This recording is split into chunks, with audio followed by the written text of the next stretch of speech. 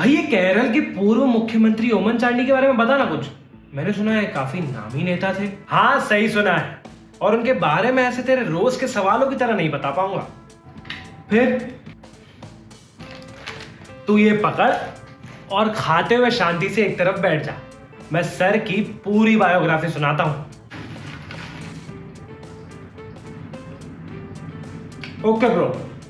ओमन चांडी जो कि केरल के पूर्व मुख्यमंत्री और कांग्रेस के वरिष्ठ नेता थे, उनका बीते मंगलवार 18 जुलाई को निधन हो गया। लंबी बीमारी के बाद 79 साल की उम्र में उन्होंने दुनिया को अलविदा कह दिया। केरल की राजनीति में ओमन का कद काफी बड़ा था। वो 2 बार केरल के मुख्यमंत्री रहे और 12 बार विधायक चुने गए, और अपने राजनीतिक सफर में उन्होंने और भी कई पदों पर रहकर काम किया। वो अपने स्कूल और कॉलेज के दिनों से ही राजनीति में काफी सक्रिय थे। ओमन चांडी का जन्म त्रावणकोर पुतुपल्ली में 31 अक्टूबर 1943 में केरल के कोट्टायम जिले में हुआ था। उनके पिता का नाम पाडिशेरी कुंजू और माता का नाम कविलयित लीलावती था। उनके परिवार में 2 भाई और 2 बहन हैं। ओमन चांडी ने अपनी प्राथमिक शिक्षा पुन्नलूर में पूरी की, और उन्होंने बाद में केरल के तिरुवनंतपुरम से वाणिज्य विद्या भाषा में एडमिशन लिया। इसके बाद उन्होंने बैंकिंग क्षेत्र में अपना करियर शुरू किया। वो कॉलेज के समय से ही पॉलिटिक्स में काफी सक्रिय रहे। सीएमएस कॉलेज से बीए की पढ़ाई के दौरान ही उन्होंने पॉलिटिकल एक्टिविटीज में रहना शुरू कर दिया था। ओमन ने कानून की भी पढ़ाई की। एर्नाकुलम के गवर्नमेंट लॉ कॉलेज से कानून की पढ़ाई की थी। ओमन चांडी 1970 में पहली बार पुतुपल्ली सीट से चुनाव जीतकर केरल विधानसभा पहुंचे, और 50 साल तक वहां एक भी चुनाव नहीं हारे। 2021 में उन्होंने अपना आखिरी चुनाव लड़ा था। 26 साल की उम्र में उन्होंने अपना पहला चुनाव लड़ा था, और 5 दशकों तक पुथुपल्ली सीट लगातार कांग्रेस के पास रही। हालांकि फिलहाल इस सीट पर कांग्रेस की स्थिति उतनी मजबूत नहीं है जितनी ओमन चांडी के समय पर थी। ये एक भारतीय राजनेता थे जिन्हें भारतीय नेतृत्व और विचारधारा के प्रतिनिधि के रूप में जाना जाता है। ओमन चांडी ने राजनीतिक करियर की शुरुआत भारतीय राष्ट्रीय Congress party, Indian national Congress के युवा मोर्चे में राष्ट्रीय सचिव के रूप में की। उन्हें राजनीतिक दायित्वों को निभाने की ताकत थी, और उन्होंने तेजी से अपनी पार्टी के नेतृत्व में ऊंचाइयां छूने में सफलता प्राप्त की।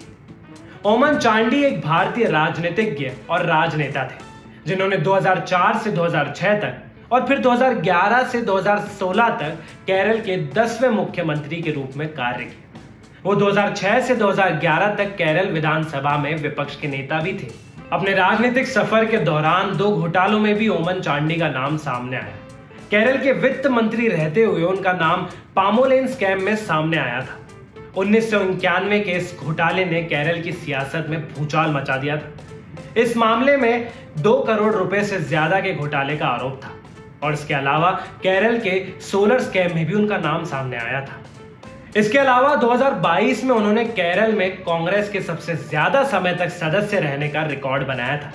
2022 में वो 18,728 दिनों तक सदन में पुथुपल्ली का प्रतिनिधित्व करके राज्य विधानसभा के सबसे लंबे समय तक सेवा करने वाले सदस्य बन गए।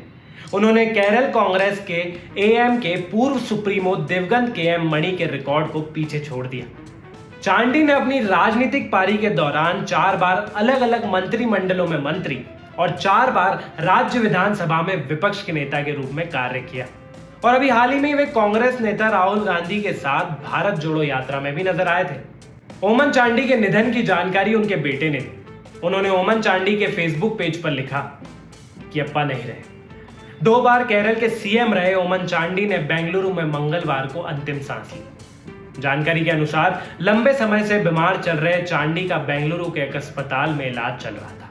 पूर्व मुख्यमंत्री चांडी के पार्थिव शरीर को कोट्टायम के पुथुपल्ली में उनके चर्च में ईसाई रीतियों के साथ दफनाया गया। सामान्य तौर पर पूर्व मुख्यमंत्रियों का अंतिम संस्कार राज के सम्मान के साथ किया जाता है, जिसमें बंदूकों की सलामी दी जाती है, लेकिन चांडी के अंतिम संस्कार में ऐसा नहीं होगा, क्योंकि उन्होंने पहले ही आम आदमी की तरह अंतिम संस्कार की इच्छा जताई थी। कांग्रेस के वरिष्ठ नेता रमेश चेन्नीथला ने कहा कि चांडी ने अपने निधन से पूर्व अपने परिवार के सामने इच्छा जताई थी कि उन्हें मृत्यु के बाद आम आदमी की तरह दफनाया जाए। उन्होंने पीटीआई से कहा उन्होंने अपने लिए आम आदमी की तरह अंतिम संस्कार की इच्छा जताई थी।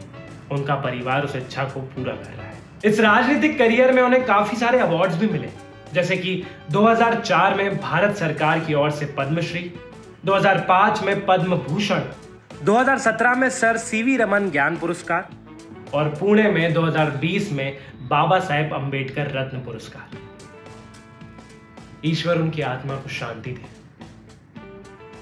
तो इस वीडियो को लाइक कर, कमेंट कर, शेयर कर और इंडिया लीडर चैनल को सबसे सब्सक्राइब करवा।